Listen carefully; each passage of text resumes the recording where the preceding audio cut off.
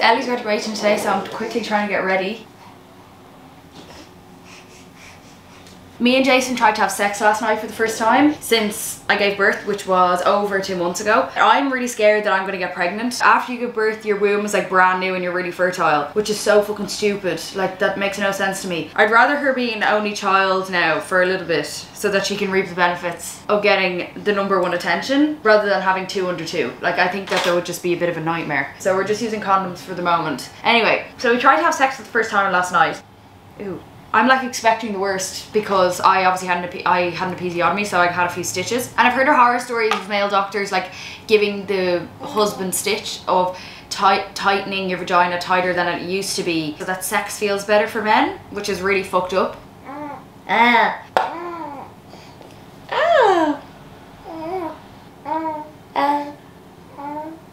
And it might not seem like a big deal for a lot of people, but I think that anything that anyone is going through, and obviously pain is subjective, but anything that anyone's going through from an outside perspective, nothing ever seems like a big deal. And I don't want to be like giving out all the time or complaining about postpartum, because obviously I'm the one who got myself into this mess in the first place. And anything that I'm complaining about or talking about, she completely overrides that, and it is completely, like, by a long mile, she is worth it. It's like, I'm just making conversation. It's just something to talk about. There's not a lot other going, you know, obviously when you're freshly a new mother, it's like all you can talk about because it's so, everything is so new, you're experiencing the world in a new way. To a woman or anyone who has a vagina, your yoni is just such, it's like such an important vessel into your soul, sort of. It's hard to explain, but it's, anytime someone goes up in near there, or like even when I've had to get a smear test or an STI exam, you feel slightly violated afterwards, even if it was like a really nice person, it was for your health or whatever. But it's just such a special area and such a specific feeling that only people with vaginas would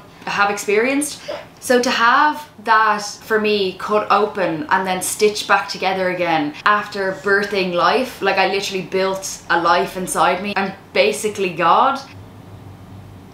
It's just been a really eye-opening experience, and I also would like to say that experiencing contractions, because the pain is so intense, it's almost like a spiritual awakening. That's what I imagine a spiritual awakening to be like. Not necessarily physically feel like, but to emotionally and spiritually feel like, because you're in so much pain. You're actually taken to a different dimension. You're like not present. You're not, everyone in the room like does not matter. The only thing you're thinking about is pain and your body and how it's capable of doing such amazing things. Oh! Anyway, yeah, so we attempted to have sex last night, and I'm surprised I even have a sex drive. With one, breastfeeding apparently makes you really dry and your hormones are all over the place, so you're not likely to have a sex drive. Also, with sleep deprivation as well, you're not like, it's going to affect how often that you want to have sex, even having the energy to have sex. Last night I was just feeling it. Fuck it. I wasn't too dry or anything, but it did feel like his penis felt sharp. It's exactly how you'd imagine it to feel like. I cannot imagine that women have sex before that. So I had to stop. I really felt re-virginized again. It was a humbling experience. But this morning I was a bit upset because it just feels like my body is deformed and I'm almost grieving a whole body part that has been mutilated, sort of, in a way. Being dramatic, but that's kind of what it feels like. And I don't think it is too much of a big deal. It's not like I lost a leg or anything. She's after getting sick with me talking about having sex with her dad. Now you're smiling.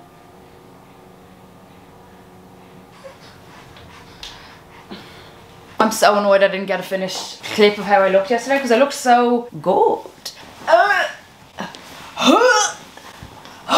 We took a bath together this morning, which I only just realised was the thing. Well, I was kind of scared to take a bath with her while she was a newborn in case like my gunk gave her an infection or something, do you know, that kind of way? But now that she's 2 months old, I was like, fuck it, she can withstand anything. Babies aren't that fragile, okay? Babies can, like, they're very, very agile people. The way she came into the world was so traumatic and horrible. She was literally yanked out by a set of tongs, so I think she can withstand anything. Now, that's not to say I'll be throwing her down the stairs or anything. We started taking baths together because I was like, she is cleaner than me? It's not fair. So I was like, do you know what? Move over in the bath. I was like, scooch. Not to waste the bath water as well. So I hop in and she loves it now. She gets like excited, but she cries now if I'm not in the bath with her. So I'm like, fuck it, I might as well get in. And we're having a buzz in there. Now I wash her down first, obviously. I wash her down first with the cloth, and then once she's done, I give myself a little bit of a... You'll understand if you're a breastfeeding mom like myself. If you're ever in the shower or the bath, it's like something to do with the steam and the warmth. Your boobs will leak. Now mine, when they leak, they shoot in all different directions. My tits are cockeyed now from her feeding, because just the position her favorite position. Maybe it's normal that your nipples go cockeyed, but anyway, so my boobs are shooting milk, and she has a bit of cradle cap in her eyebrows, and the best thing to get rid of it is breast milk. And I didn't pump this morning because I'm on my own and I wasn't arsed going into the kitchen to get the pumps or the ladybugs. I have the ladybugs in now, but I started shooting in the bath, so I was like, freshly squeezed, because the last time I put breast milk on her, it was kind of like it had been sitting there for about 20 minutes, so it was a bit cold, and she didn't like it. She didn't like it because it was cold going over her head. So I was like, it's freshly squeezed, it's coming out of my boob right now, I might as well just shower her down. So I just went, and she loved it. To be honest, like, not to sound creepy or anything, but that's something I would kind of love. Hey! Wait, I just need to finish dressing you and then I can feed you. She has the Juicy Couture on today. Jason's mom was like, she never really wears pink. And I was like, you know what, you're right, she doesn't really wear pink. And we have a good few pink baby grows. I just don't know why I ever put them on her. That's just been since I got out of the bath. Good girl. Anyway, yeah, so I was showering her with the breast milk. Missy! And it was going like all over her. She was loving it. She was like, we got her out, we got her dressed, as you know, and here we are. I got a delivery from, I'm just talking shy, I'm just bored. Anytime I'm on my own in the house with just her, like, I get bored. Okay, so I got a delivery from Sculpted by Amy Connolly. I got these vegan real fruit snacks.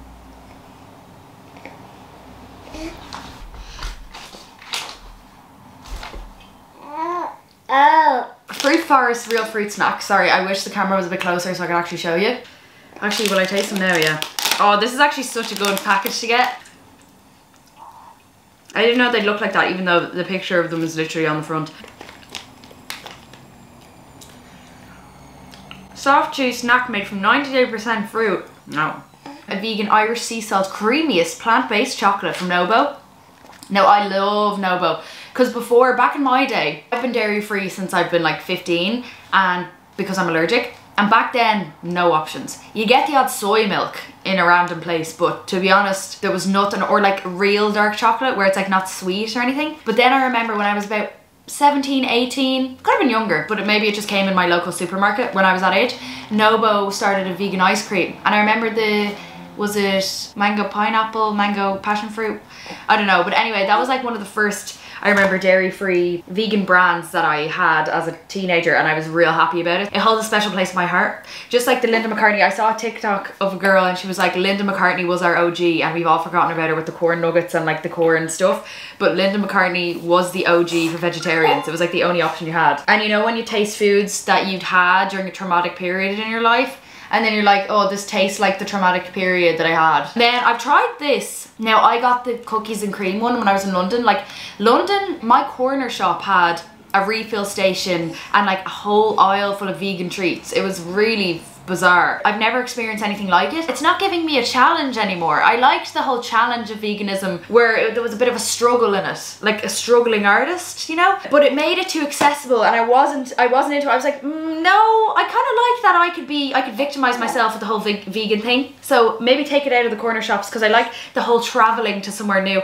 And it also, for example, when you're in a restaurant, the choice you have when you're not a vegan is so overwhelming that I'd actually prefer to stay vegan just for that reason. So that like, my indecisiveness is cancelled out because I don't have that many options anyway. Like, there's only one thing I can eat in the menu and I'm fine with that. And then it's like the decision is kind of made for me. Salty pretzel oat milk chocolate. So I haven't tried this flavour. I didn't like the cookies and cream one, which was what I was getting to. Okay, now for the actual PR. Sculpted by Amy are proudly Leaping Bunny approved. So they're finally cruelty free. Now, to be honest, even when I was like militant vegan, let's not talk about it, I never was like getting all cruelty free products, because I just found that's just one too many things to stress about. Like, everything should be cruelty free, I know, but it's like I don't use that many products to begin with, so I can't be. I think I cancelled it out once my hair started falling out and I was like, I'm using the Nioxin shampoo, there's nothing like I'm not. Okay, Cream Lux Cream Blush. Stunning. And I've actually gotten really into makeup recently. I found that when, you know, when you're like, oh, I'm nothing to wear, I feel shit about myself. I find that if you actually like do up your face, obviously it's because of like society tells us you have to be look good all the time. So then intrinsically you actually start to feel better because you know that the halo effect will work, blah, blah, blah. Yada, yada, yada. Yeah, we all know. Blah, blah, blah. Stunning.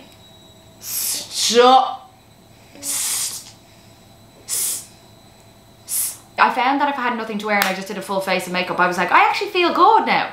But it does make you more productive and stuff, so I'd rather not think about the whole like sexist implications putting makeup on has. I don't have the time to think about it. I don't have the time to analyse everything in my life right now. I'm just gonna live my life and not have to explain myself. Hydra Lip Moisturising Lip Colour Lip Balm. If you don't drink enough water, you will get headaches. You okay? Now, this bitch, she falls asleep on the boob, yeah? But if I like pull up my bra, I'm like sneakily putting up my bra or like pulling down my top, she'll be like, she can smell when I'm putting it away. She would, if she could, she would be at my open nip, like my bare nip all day. She'd be on that tit all day long, 24/7. And I don't blame her, to be honest. It's not good for me because breast milk gets everywhere. You need to be hydrated, otherwise you get a headache. Your vagina will dry up, so there's no chance of you having sex with the dried up vagina if you are interested in having sex eventually after having a baby. No worries if not. Your body gets very itchy because your skin is so dry. That happened to me. I thought that Missy had fleas. I was going insane. And if you know me personally, I have a real fear of like itchy things. Scabies, fleas, anything that itch, midges. I hate them all. Mosquitoes. And then I told my doctor. Then she was like, oh no, that's normal. The hormonal changes, your body's a bit dry. She was like, try take cold showers. I'm in enough pain already. Why would I take a cold shower? Just torturing myself a bit more. Anyway, she was like, just make sure you're oiling yourself up after every shower, bath, whatever. I'm using the rose hip body oil from Trilogy. You don't need to use expensive products, just like a coconut oil will do. Saoirse is like, she says it every time, but it's true. Coconut oil cures everything. Dry vagina, eczema, cooking, cradle cap. Coconut oil literally helps with everything. It's like the same breast milk. Breast milk cures everything. I developed eczema from the antibiotics I was on from my infected stitches. So I just, coconut oil cured it. She's literally snoring. You are so cutesy. She's gotten so vocal recently as well. It makes it like, my doctor said also too, she was like, you will feel like you're losing your mind and then your baby will do something really, really cute and then you'll kind of restart back to the beginning, if that makes sense. Like the oxytocin gets released. I know it's like a primal instinct sort of thing, so that people do continue to look after children. Otherwise we would never do it because of the struggle or whatever. But the release of oxytocin when you're looking at them and they do something really cute, like the laughing or the trying to talk to you, looking you in the eye, smiling, it just makes it all worth it then again. So at the moment she's like, even in the middle of the night when I wake up, I'm changing her nappy, I'm feeding her, she's like laughing and smiling while I'm doing it, and it's the best. It is the best feeling ever. I cannot describe. It is the best feeling ever. Like I would happily be there for the rest of my life just looking at her face, smiling and laughing back at me. It is so rewarding for everything I'm doing for her. I know that it's real, like it's such pressure for a mother to be the sole. I am kind of like the primary care. I'm not like the primary caregiver, I am the primary caregiver because no one can breastfeed her. There's a lot of struggle with that, obviously, but at the same time, like if she starts crying with someone else and then she gets relaxed when she's handed back over to me, it's really like heartwarming. I don't know if that's fucked up, but it's like, I am also glad I'm the only one who can soothe her. Like it makes me feel really fulfilled and like I have a purpose and I'm doing something good. Like that's like a sign that I'm being a good mother, that even if she hears my voice, she's like settled and relaxed, or if she sees my face. Like sometimes if she can't see my face, she's kind of giving out and it's almost like, Mommy, where are you? You know what I mean? You know what I mean? But anyway, she is my little bestie. You can like tell. Apparently babies get their personalities in utero, and you can really start to see her. My mascara, Ultra Black Volume and Length Mascara. This is such a nice little, like I literally got a present today. This is so nice. Hydration Heroes Hydrating Sheet Mask, biodegradable masks, moisturizing, soothing, plumping, dewy finish. Satin Silk Longwear Foundation. Hydra Glow Hydrating Serum. That is so fun.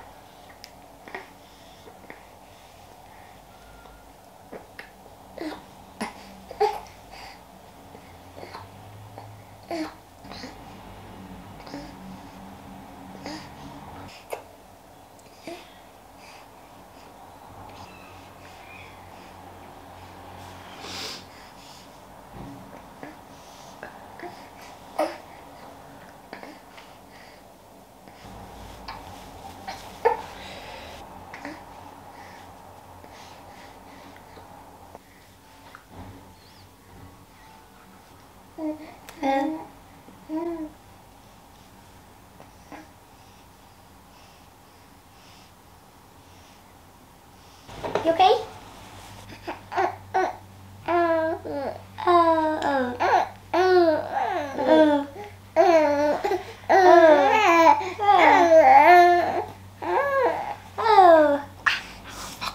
We went to the doghouse yesterday for dinner, but she's teething at the moment, so she was basically screaming the whole time, so I didn't get to eat anything, and then we had to leave early. Oh, good bird. She's teething very young, I think. Very advanced. I shaved my vagina for the first time in over a year because I didn't shave when I was pregnant either because I couldn't even see my vagina. I got laser hair removal like 3 years ago, and I went to one thing and I bought 6 sessions. I only went to one thing and it was so sore I never went back. From then on, my hair was like really sparse, sort of, but then with all the hormones and stuff with pregnancy and birth and with postpartum hormones, the hair started growing back, and it was just really overwhelming. There was a lot going on down there and I wanted to be able to see it, so I gave it a good shave, smooth as a baby's bottom. It was kind of disturbing as well to look at it, like a naked mole rat sort of. So then I got a mirror, because you're supposed to have a look whether you've given birth or not. You should be having a look down there semi-regularly to make sure that everything's looking okay. But I wanted to see my progress from the stitches because it was really invasive. It was a really invasive surgery. I think, what did we call the surgery? I don't know. It was a really invasive birth anyway, to get cut open and then sewn back up again. Because I was on such a high, well, first of all, I was on drugs when it happened, and I've been on such a high after having her. I didn't really care about anything else. I was like really happy, and I've been trying not to complain as well, but I think it is sort of a thing where everyone expects mothers to just shut their mouth because they got themselves in that trouble in the first place. I just want to be honest about it because it's not all like magic smiles and rainbows, you know. So I had a look anyway at my vagina, and the stitches are all healed. There's no redness, there's no swelling, but there is an extra hole. But I have my clit, I have my pee hole, and then there's like a little bit of a gap, and then I have a small shallow hole that's completely healed up, and it's almost like a gouged piercing. I can fit the tip of my pinky finger in, and then about half an inch below that is my actual vagina hole. There obviously was some sort of mix up with the whole stitches situation, but the way I thought they cut me open was that they cut open my perineum, which is the gap between your vagina and your anus. So the bit in between there, I'm pretty sure that was cut open and then sewn back up, but obviously there must have been either a tear or they cut open up as well. I should have had a look after I got my stitches, but I was too scared to do that. Once I start talking about hey, hello, that's all I have to say.